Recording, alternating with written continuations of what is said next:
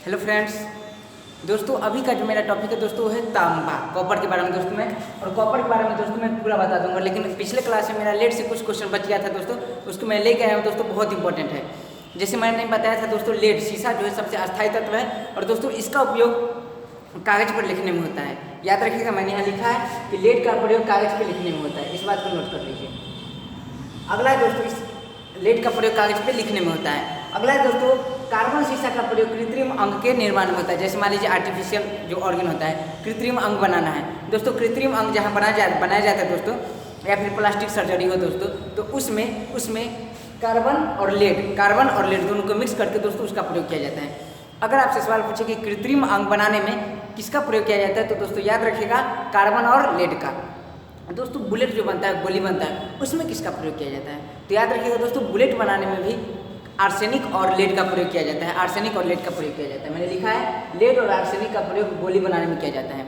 और दोस्तों अगला जो बहुत इंपॉर्टेंट है, बेसिक लेड कार्बोनेट को सफेदा कहते हैं दोस्तों। और बेसिक लेड कार्बोनेट को दोस्तों, बेसिक लेड कार्बोनेट या इसी को कहा जाता है दोस्तों बेसिक व्हाइट कार्बोनेट।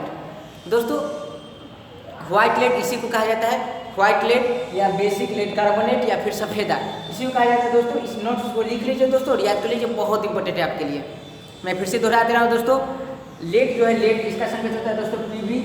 अगर इसको कार्बन के साथ मिला दीजिएगा दोस्तों तो इसको कहते हैं कार्बन लेड। इसका प्रयोग किया जाता है कृत्रिम अंग बनाने में दोस्तों। ये जो लेड है अगर कार्बन के साथ ना मिला दिए आर्सेनिक के साथ दोस्तों, तो इसका प्रयोग होता है बुलेट बनाने में, गोली बनाने में।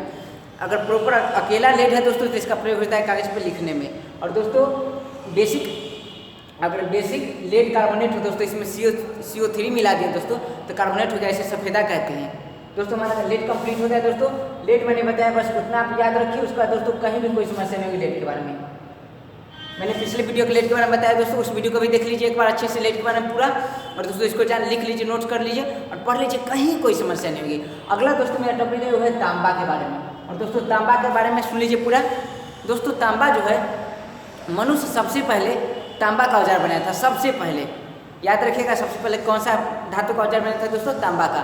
आज से लगभग 9000 BC पूर्व दोस्तों साइप्रस इसका नाम रखा गया था। और साइप्रस से धीरे धीरे बदल के किप्रोस हो गया, इसलिए इसका संकेत होता है दोस्तों Cu। याद रखिएगा Cu, ठीक है। और दोस्तों इसके बहुत सारे उपयोग हैं, मैं सारा उपयोग पर चर्चा करूंगा दोस्तों। अगर इसका उपयोग जानना है तो कुछ नहीं करना है, मैंने तांबा का उपयोग है दोस्तों तो मैंने लिख देना है बस तांबा, ऐसे तांबा। ता से दोस्तों तार बनाने में, म से दोस्तों मिश्र धातु बनाने में, और ब से दोस्तों विद्युतीय उपकरण बनाने में, बस सिंपल है तांबा। तो दोस्तों इसके अयस्क जो है दोस्तों, अयस्क बहुत इंपॉर्टेंट है। अयस्क को मैं तो कहता हूँ दोस्तों, मैंने जितना वीडियो बनाया है सभी अयस्क को आप एक जगह कलेक्ट कर लीजिए दोस्तों। तांबा के दो मुख्य अयस्क हैं, एक है कॉपर पाइराइट जिसका फॉर्मूला होता है CuFeS2। अब देखिए कैसे इसको याद रखना है दोस्तों।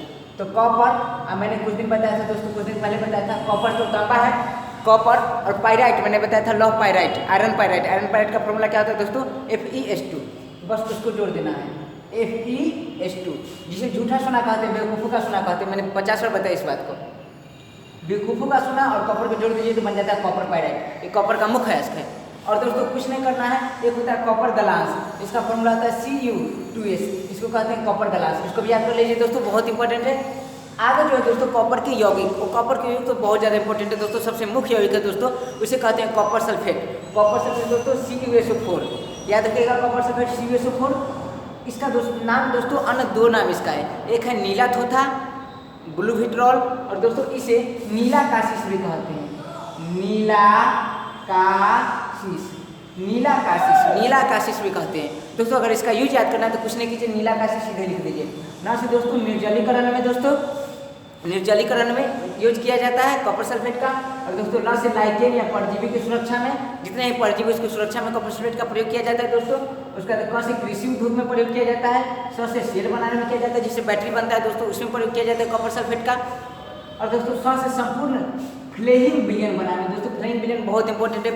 फ्लेइंग विलयन से हमको पता चलता है दोस्तों कि मतलब मान लीजिए कोई विलयन है, उसमें अगर हम फ्लेइंग विलयन मिला देते हैं तो मिलाने के बाद दोस्तों उस विलयन से हमको Cu2 प्राप्त होता है, Cu2O प्राप्त होता है दोस्तों। और इसके प्राप्त होने के बाद विलयन का रंग लाल हो जाएगा, जी लाल हो जाएगा दोस्तों। इससे पता चलता है कि उसमें कौन से धातु हैं, कॉपर है कि नहीं है, या फिर दोस्तों कार्बनिक यौगिक में बहुत सारा होते हैं, जैसे उसमें एथेनॉल है कि नहीं, एथेनॉल की कार्बनिक यौगिक की मात्रा है कि नहीं दोस्तों, इसका प्रयोग चलता है, इसका पता चलता है। बस आपको याद रखना है फ्लेविंग विलेन बनाने में कॉपर सल्फेट का प्रयोग किया जाता है। इससे ज़्यादा सवाल नहीं आएगा। अगर और कुछ और याद रखना है दोस्तों तो आप याद कीजिएगा कि फ्लेविंग विलेन किसी में मिलाने के बाद उसका रंग जो होता है वो लाल हो जाता है, और लाल रंग जब हो जाएगा दोस्तों तो पता चलेगा दोस्तों इसमें होता है ना कि एल्डिहाइड ग्लूकोज है कि नहीं। दोस्तों ग्लूकोज की मात्रा, सबसे इंपॉर्टेंट बात याद रखें, ग्लूकोज कार्बनिक यौगिक लगभग जितने सारे पते होते हैं दोस्तों, लेकिन इसमें आपको याद रखना है ग्लूकोज की मात्रा इसमें है कि नहीं। और ग्लूकोज की मात्रा पता करना हो दोस्तों तो फ्लेविंग विलेन से पता किया जाता है।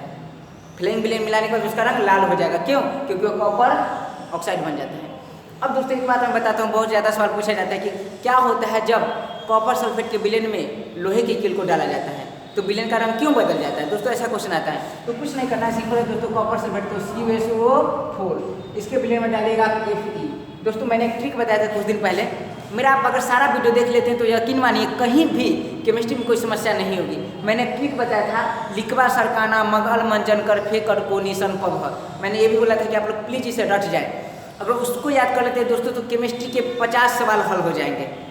बहुत सारे सवाल, जैसे सबसे ऊपर होगा वो सबसे क्रियाशील तत्व होगा, कौन जल से अभिक्रिया करेगा, कौन नहीं करेगा, क्यों करेगा, जंग कैसे लगेगा दोस्तों। अगर उसको याद करिएगा दोस्तों, जो मेरा वीडियो देख रहे हैं मैं उनसे निवेदन करता हूँ प्लीज़ धातु अधातु का जो पहला लेसन है धातु का, उसका दोस्तों लिखवा सरकाना वाला याद कर जाए, ताकि मैं आगे जो पढ़ाने वाला हूँ रासायनिक अभिक्रिया, कार्बनिक यौगिक, संक्षारण, उसको पूरी अच्छी तरह से समझ में आ जाए दोस्तों। प्लीज़ उसको याद कर लीजिएगा दोस्तों।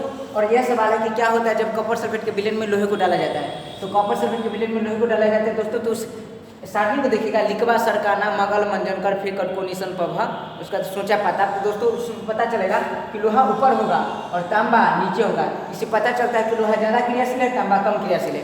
तो लोहा क्या करता है, SO4 को अपने पास खींच लेता है, क्योंकि ज़्यादा एक्टिव है तो SO4 को अपने पास खींच लेता है, तो बन जाएगा FeSO4 और प्लस Cu। दोस्तों इस अभिक्रिया को कहते हैं विस्थापन अभिक्रिया, और इसी अभिक्रिया के कारण विलेन का रंग बदल के नीला हो जाता है। बस दोस्तों इतना आपको याद रखना है। और एक जाते जाते खास बात याद रखना है दोस्तों, जो तांबा होता है, तांबा की वृद्धि अगर हमारे शरीर में हो जाए तो विल्सन नाम की बीमारी हो जाती है। विल्सन लिख लीजिए, विल्सन नाम की बीमारी हो जाती है।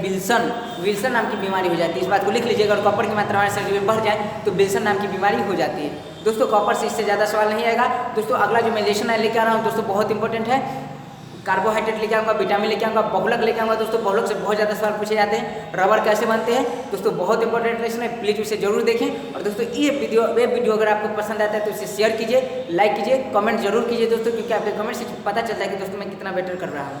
धन्यवाद दोस्तों, जय हिंद जय भारत।